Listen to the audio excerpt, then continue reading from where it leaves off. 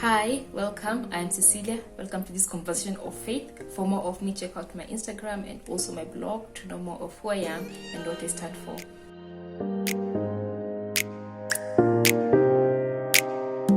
In today's conversation of faith, we're going to talk about being refined through the fire or being tested through the fire, which basically means how our faith is refined, how our faith is made stronger when we go through trials and tribulations. And in today's conversation, we're going to look at the life of Job. We have heard of him, we have read about him, we have heard him being spoken of. We have all heard in a way about the story of Job. You know, he was the upright man who was steadfast, and he was also a servant of God. And we look at his life and how he went through trials and how his faith was tested, or his faith was refined through the fire or through the troubles and the tribulations that he went through. So let's look at the story of Job. It is going to be based on the book of Job, and so that is what we're going to talk about today or discuss today.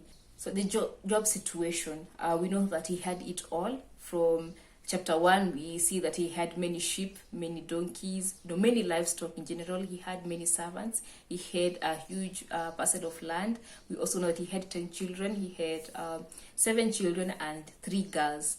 7 boys and 3 girls. And all of them were grown. And we are told that they would hold parties in one of the children's home, and they will celebrate, and Job will later on sacrifice to God, because in his uprightness he thought that maybe they could have cursed God in a way through the celebration that they had. So he rather go and make like supplication for them, or pray on their behalf for God to forgive them in case they had done something wrong. So God was a righteous and upright man that God boasted to Satan, telling him that, have you considered my servant Job? You know, because he was upright in all his ways, and he was blessed by God. He was wealthy, like he lacked nothing in terms of material possession, and he had it all. And we know that one day, in a day or in a span of minutes, as we read through the first chapter of Job, that he lost it all. We are told no sooner had one servant finished speaking of what had happened than another one came again and told him of what had happened, and everything that he had was lost in one day. The only thing remaining was his wife and he himself. They were the ones who remained. And we're told that in all that happened, Job still blessed the Lord. We are told in chapter 1, verse 21, he says, "And he said, naked I came from my mother's womb, and naked shall I return. The Lord gave, and the Lord has taken away. Blessed be the name of the Lord." In all this, Job did not sin or charge God with any wrong. Like, in his understanding, or in the wisdom that God had blessed him in his walk with God himself, he knew that he came in this world naked and he will go out of this world naked. And he also knew that everything that happens comes from God. And we are told that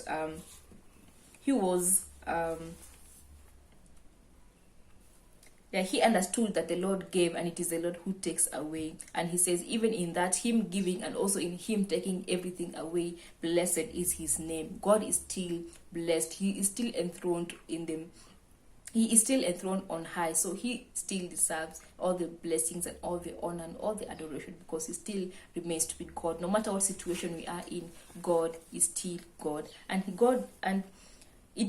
The verse 22 ends with, in all this, Job did not sin or charge God with any wrong. He did not point fingers at God and tell him that you caused this to happen, you made this happen, like, where are you? Why am I going through these things? Why is God forsaking me? Why has God left me alone? This God that I've served faithfully all my years, here he is not seeing that I am going through all these things, not seeing that I'm losing all this, not seeing that I am in a state of mourning. All my children are gone, and here I am left with nothing. There is nothing that I have. But we are told that he did not complain to God at the time that this happened. He still blessed the name of the Lord, and we are told that he did not sin in anything. In the situation that he found himself in, he did not sin towards God. And he knows that all things come from God. Like, he remained to be righteous throughout his trial. With losing his children, with losing his wealth, he remained to be strong. He remained to be faithful towards God. And that is what we are seeing in Job's situation. Later on, we know that he came and asked God why. why did this happen? For us who are reading the book of Job, we see what happened. We have seen the conversation between God and Satan. We have seen that conversation, but Job, in the state that he was in, he did not see it. As we read in verses 8, the Lord said to Satan, "Have you considered my servant Job, that there is none like him on the earth?" Like God was like, there is no one who is like Job on the earth. Like you can see how upright he was, or how righteous he lived before God. A blameless and upright man who fears God and turns away from evil. That is what God spoke about Job in the presence of Satan. Or he was telling Satan that he fears God and turns away from evil. So at this point, I will just ask you, where God is seated at his throne, when Satan comes to accuse you of something, can God speak about you that way? That you fear God and you turn away from evil? Can God testify about you that way, the way he testified about Job? For me, it's my prayer that God will testify about me the same way he testified about Job. When Satan goes before God to accuse me of something, that God will say, I fear him and I turn away from evil. Then Satan goes on to say, Satan, we know that he loves to go back and forth, turn around things. He is a schemer. We have seen that, and we have read that throughout the Bible, that Satan is the deceiver. He is the schemer. He tells God, does Job fear God for no reason? Have you not put a hedge around him and his house and all that he has on every side? You have blessed the work of his hands, and his possessions have increased in the land. But stretch out your hand and touch all that he has, and he will curse you to your face. That is what Satan responded to God. The reason why he is like that, the reason why he fears you, the reason why he is walking in uprightness and in righteousness, the reason why he turns away from evil is because you have blessed him, because he lacks nothing. You have even protected him, around him, like I cannot go and touch him. That is why he is that upright. That is why he is that righteous before you. That is why he fears you. And I would ask you also, do you fear God because of what he has blessed you? Are you respectful, or do you worship God because of the possessions that you have, because of the health that you have, because of the protection that he has given to your family also, because there's nothing going wrong in you? Is that why you worship God? Is that why you attend services every Sunday? Is that why you will tell people, I am a Christian, because God has blessed you abundantly? Is that a statement that Satan can use when he accuses you before God, that he or she is like that because you have surrounded her or him, because you have protected them, because you have kept them safe, you have blessed the work of their hands? That is why they worship you. And we realize that even into now, when we look at many people, they worship God because God has protected them, because God has blessed them. The only reason they come to church is because they want to thank God for another blessing they have been blessed with.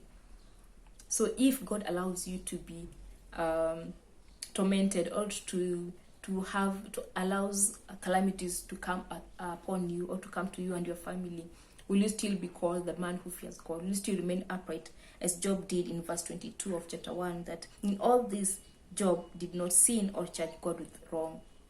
Will you still bless the Lord when calamities come your way? Or are you worshiping God because of the favor that he has shown, that he has showered you with, because of the prosperity that he has allowed you to experience? But Job says, okay, not Job, God says to Satan, okay, you go ahead and see. He will still remain righteous. God was confident in the faith that Job had towards him.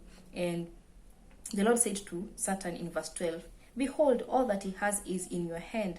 Only against him do not stretch out your hand. So Satan went out from the presence of the Lord. Now there was a day, when his sons and daughters have said that, gathered to celebrate or to have a party. And Satan struck Job in everything. There was nothing left. He did not leave anything. He only left few servants, every servant that was in charge of the different places that there were. Only one of them could come and tell Job of what had happened. Only one of them. And Job lost everything. We are told in verse 20, then Job arose and tore his robe and shaved his head and fell on the ground and worshipped. He did not weep and wail. I'm sure he cried because it was painful. but did not weep and wail and ask God, where are you? Why have you left me? Why have you forsaken me? Why am I left alone? Why am I the only one left alive? I should also die with the others. But we are told that he tore his clothes, he shaved his head.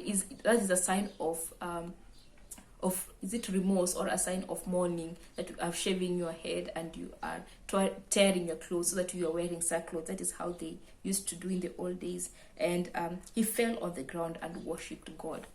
His first reaction, his first instinct was to worship God. And that is how you can tell that Job was surely an upright man who feared God and who shunned away from evil.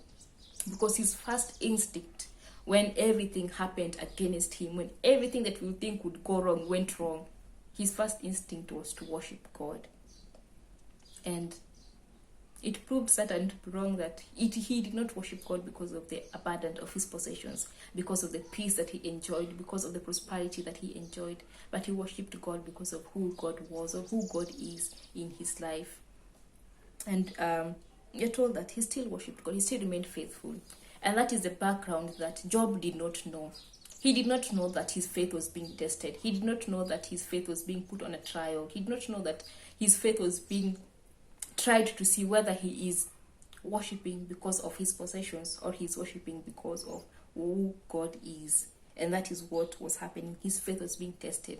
Even now, the struggles that we go through, the troubles that comes our way, the difficulties that we experience, the hurdles of life that we cannot escape from, all of that occurs so that our faith may be tested. The trials and the temptations that we go through, they come so that our faith may be strengthened also, because with faith comes perseverance, and perseverance comes steadfastness, so that we know that through tests and trials we are able to learn and to know how to withstand, how to hold on to the faith that we profess.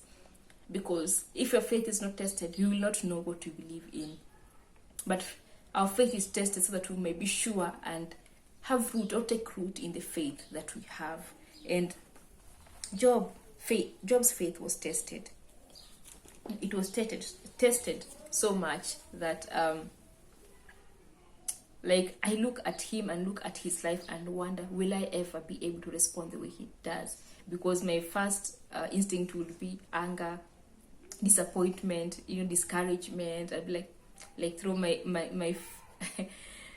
like, what next? Let me just stop everything. But Job worshipped God. And chapter 2 verse 3, he says, and the Lord said to Satan, have you considered my servant Job, that there is none like him on the earth, a blameless and upright man who fears God and turns away from evil?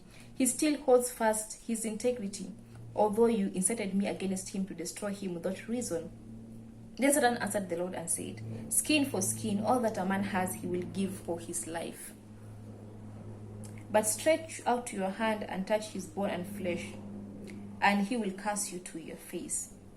And the Lord said to Satan, behold, he is in your hand, only spare his life. So Satan went out from the presence of the Lord and struck Job with loathsome sores from the sole of his foot to the crown of his head. And he took a piece of broken pottery with which to scrape himself while he sat in the ashes. Not only now his possession, not only his shield, but now his body itself. Because Satan says, skin for skin, all that a man has he will give for his life. We love ourselves sometimes too much. We'll give anything for our lives. We'll give anything to be comfortable. We'll give anything to be safe. We'll give anything to have good skin, to have everything that we need to have for our bodies. We will give anything, because what Satan says is true, because a lot of people have given it all. They have forsaken their faith because of their own satisfaction or their own comfortability or their own luxury. They have given up on faith, because all that a man has he will give for his life. Will you give everything that you have for some few luxuries that you want to experience or you want to have in your life? Because it's not something that you need, but it's something that you just want. Will you give everything and end up forsaking God because of the pleasures that it will bring back to you? And Job's wife told him, do you still hold fast to integrity? Curse God and die. But he said to her, you speak as one of the foolish women who would speak. Shall we receive good from God, and shall we not receive evil? In all this, Job did not sin with his lips. Even with him being cursed with sickness or with sores on his body, he still did not curse God. He still remained he still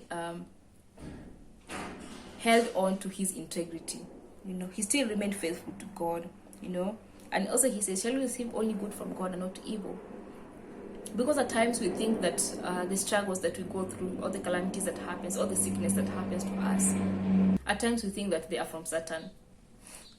Like many of us will blame Satan, will go and curse Satan, and will go and, what is it? What do people do?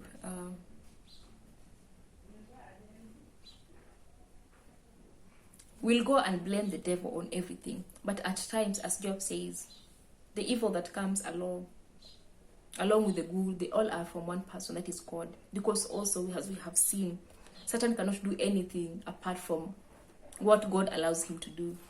He had to ask permission to touch Job's property or Job's things. He had to ask permission from God. He had also to ask permission for him to strike Job with illnesses. Like, he did not do anything apart from what God had allowed him to do.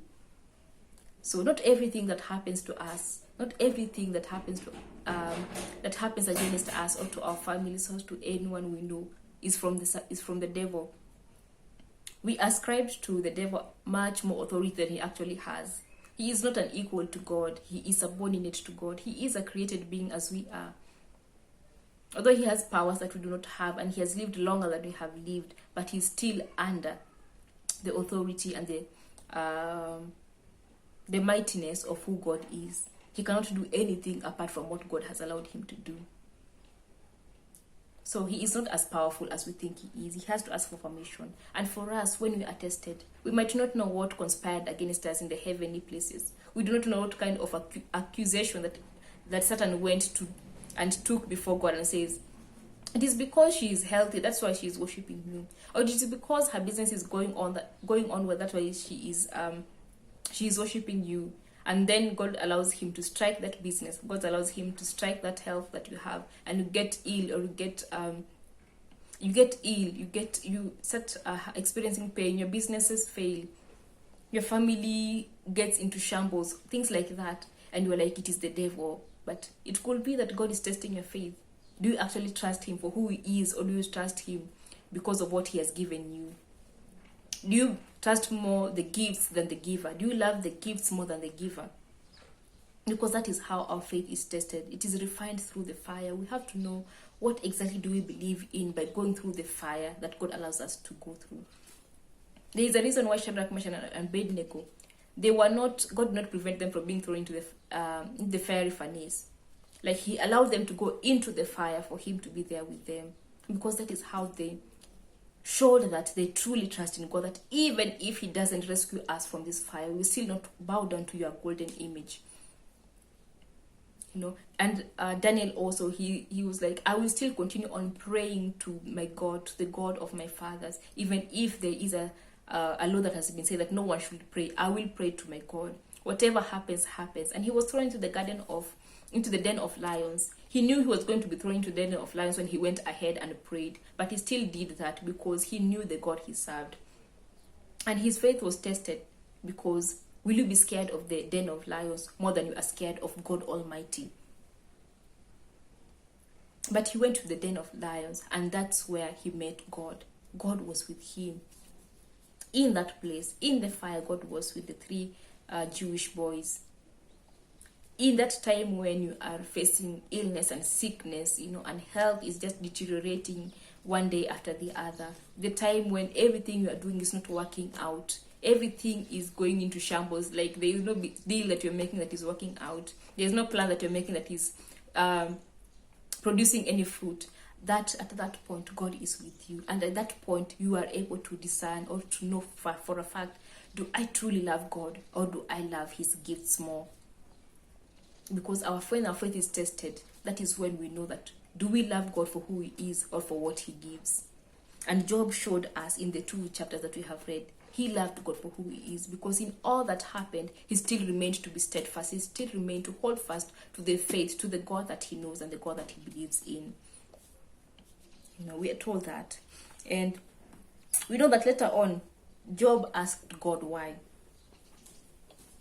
We read in chapter 10, verse 2. He did ask God why.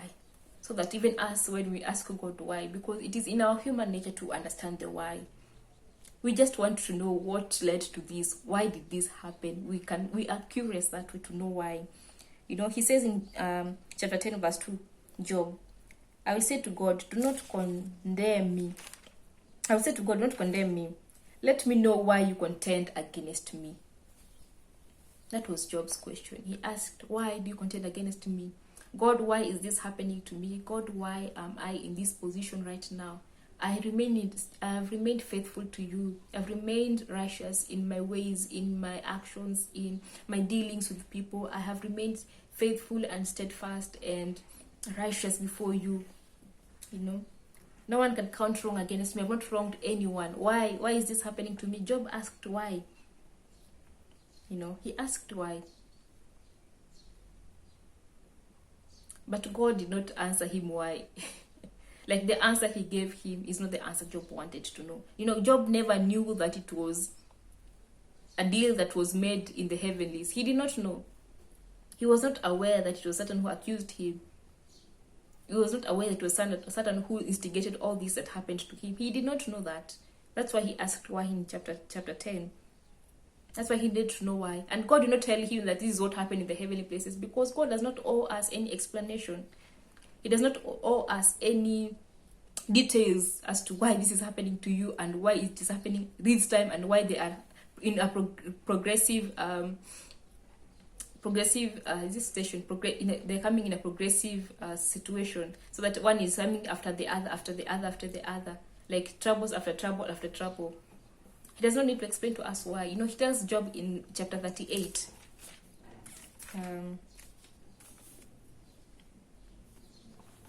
Chapter 38, let me read from verse 1. He says, Then the Lord answered Job out of the whirlwind and said, Who is this that darkens counsel words without knowledge? Dress for action like a man. I will question you and you will make it known to me. Like, God is telling Job, dress for action like a man. You're thinking you are a man here, you are asking me why. When we think about how far above God is away from us, how indifferent he is from us. We are humans, we're created beings. He is the creator, and he was before creation was. And here we will try and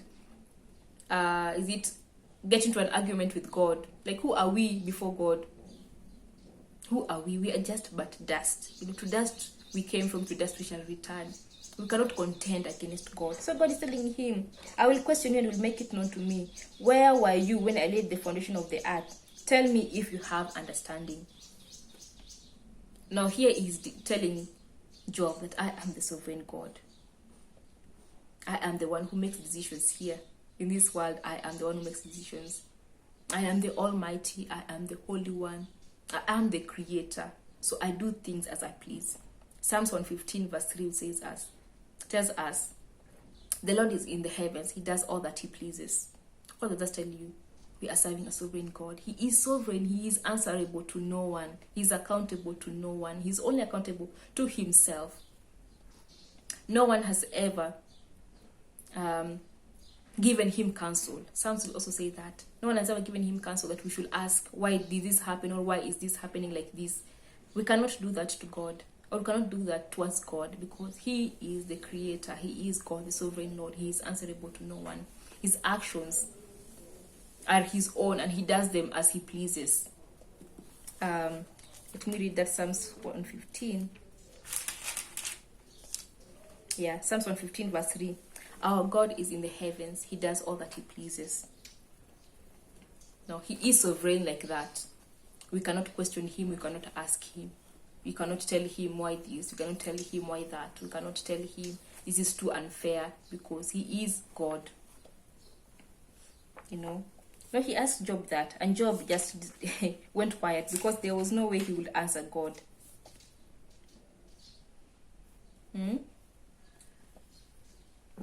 we are told now, chapter 40, the conversation continues. And the Lord said to Job, shall a fault finder contend with the Almighty? He who argues with God, let him answer it.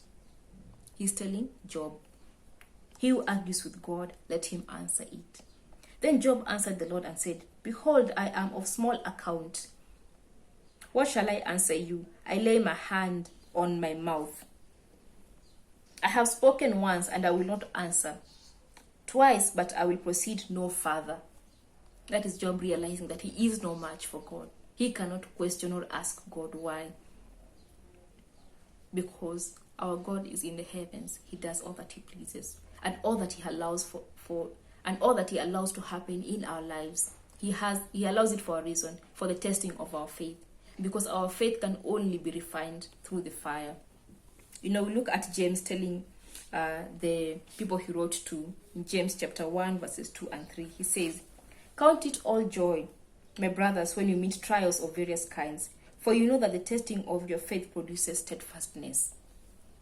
The testing that God allows us to go through produces steadfastness. It helps us remain stable or stand firm in the word of God, stand firm in faith. Because without the testing, you will not be able to have the steadfastness. Like when your faith is not tested, you will not need to persevere, because everything will come easy to you. Everything will just be flowing like a river. Flowing so smoothly, like, a young river flowing so smoothly. But when it is tested, that's when we develop steadfastness, we develop perseverance, we know how to hold on to what we believe in. And he says also, James also writes in verse 12, blessed is the man who remains steadfast under trial, for when he has stood the test, he will receive the crown of life, which God has promised to those who love him. Because we know, with us remaining steadfast, with us remaining faithful, with us remaining, with us persevering in faith, we know that we are not persevering for nothing. There is a crown of righteousness that is awaiting us. Like Paul writes to Timothy, to all who believe, 2 Timothy verse 8, chapter 4, verse 8, that the crown of righteousness is awaiting all of us. This chapter 4, verse 8. Read. Hey.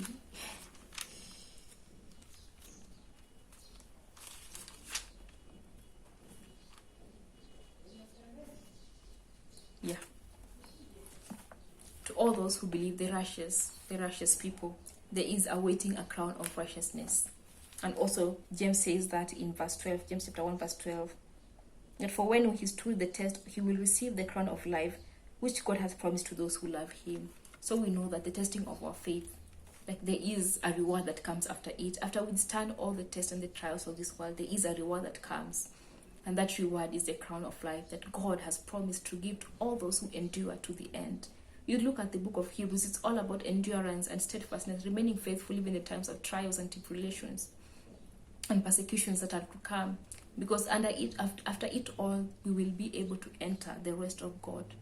We'll be able to rest the way God rested when he finished his work in the 6th day, and the 7th day he rested.